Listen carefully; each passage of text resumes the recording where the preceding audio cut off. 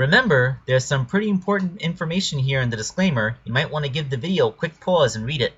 Oh, hey everybody, it's me, Sonic! Sonic the Hedgehog! Just here to remind you that if you haven't already, make sure to hit that like button. And for even more amazing customs, don't forget to subscribe to Wake Angel 2001, because between you and me, they're way past cool.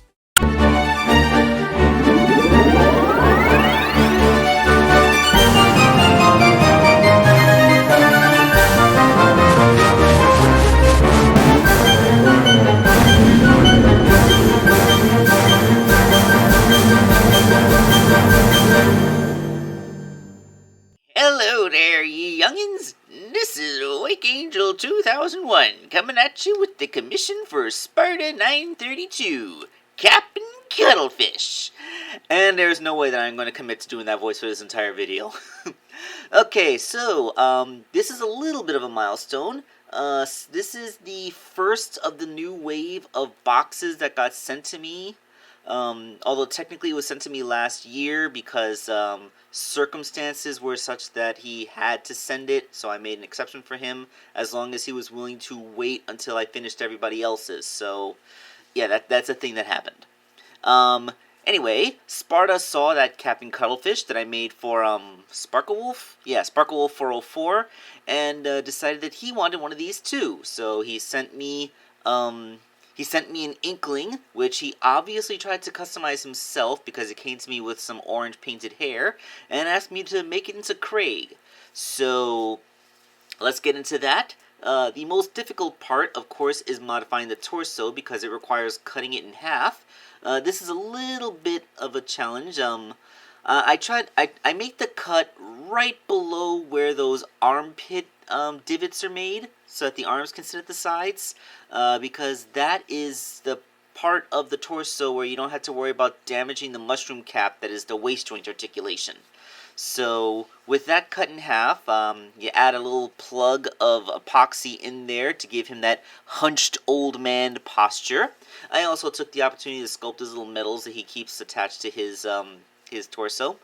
And yeah, like, I still don't know if that's a thing that people do, attaching medals to their torso, but I guess since he's so hunched over, attaching him down there which is the straight part of his back, would prevent them from dangling and probably whacking him in the chest every time he moved. I guess that's what it is. And of course he has this green tracksuit look going on with the white stripes on the side and the front. And I also repainted his neck a little bit because I only really have one skin tone paint, and I don't want there to be inconsistencies between the neck and the head. Speaking of head, this is what it looks like freshly sculpted. I cut off the little tentacles coming off the back of the head, and sculpted on all the old man features. The big bony cheekbones, the giant old man eyebrows, which are made out of tentacles, the mustache and beard, also made out of tentacles, the big buggy eyes, which are a feature of Cuttlfish.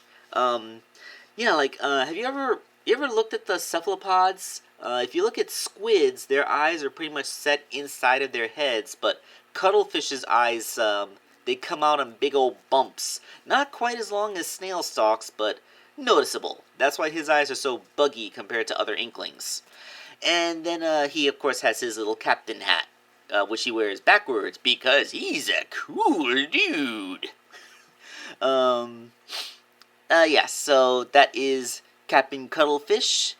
He still has that black band around his eyes. I'm not sure if he's wearing a domino mask and then his eyes just bulge around it, or if he just has dark circles. I don't know enough about Splatoon to figure that out. And I did have another pair of Twilight Sparkle glasses to stick on there. Just cutting off the horns of the frames and then putting them on upside down to be the more squares frames that he wears. And that is Cuttlefish's head. His little walking stick is that little translucent stand that comes with the Dr. Halsey figures. I have a bunch of these left over from all the female Sonic customs that I've made over the years using her body, so theoretically I can make so many canes. It's a bamboo cane, so sculpted on those little things that make it look like bamboo. Use my Dremel to cut off that little piece extra that's not needed. And I used a twist tie painted red to be that little handkerchief thing he has tied around it. I don't know what it actually is because, again, don't actually play Splatoon. Then that just left the arms and legs. They are, they're just repainted. I did sculpt a little bit on the shoes to cover up the shoelaces, but the one part I could not paint are the elbow joints. As I said in the previous video, the elbow joints are made out of a nylon-based plastic, which is designed to hold friction without worrying about it wearing out or cracking or anything. Unfortunately, the weakness of this plastic is that it does not accept paint. I could try to paint them, but as soon as you move the elbows, the paint would just fall off. Like, literally, it does not adhere, and there's nothing you can do.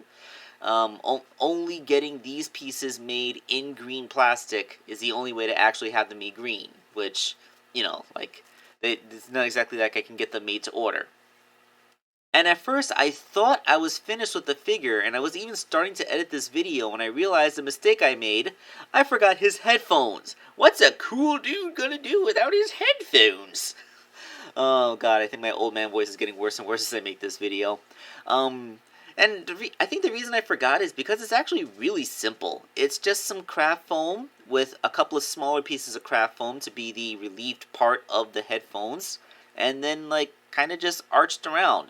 They're glued to the cheekbones he has so that they don't interfere with the neck articulation. So he can move around and still do all of his old man stuff without you having to worry about the headphones getting in the way of anything. So yeah, I mean, he can't wear the headphones, of course. Those pointy ears prevent that from ever being a thing. But, he wears them around his neck, like a guy who's always ready to listen to his tunes on demand. Yes. Yeah, I felt like I should have played some old show tune there, but I am not going to put you through that after making you all endure my Rickroll from April Fool's Day. Okay, so, yeah, that's good old Captain Craig Cuttlfish. I think his first name is Craig. I actually am not completely sure about that. I might have just heard it somewhere, but yeah, it's done. So thank you all for watching the video. We will come back at you next time with another cool custom. And this is Wake Angel 2001, signing off.